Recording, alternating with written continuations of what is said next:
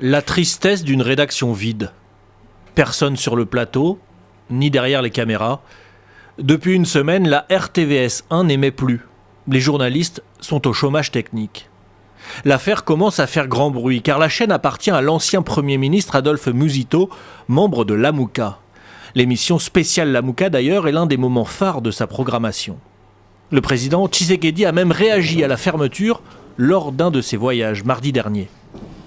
Ce n'est pas moi qui l'ai prise, mais lorsque on m'a informé de cette décision, on m'a dit que cet organe de presse s'était plusieurs fois illustré par des discours haineux, frisant même le tribalisme et l'appel à la haine.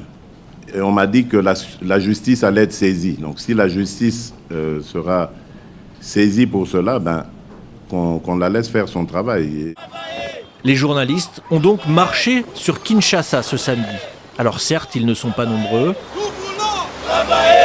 Et certes, ils n'ont pas mobilisé la foule. Mais ils veulent travailler, saisir le Conseil supérieur de l'audiovisuel et surtout défendre la liberté de la presse. Finalement, quand on a essayé de remonter la filière, on comprendra qu'effectivement, l'ordre s'est revenu de la présidence de la République.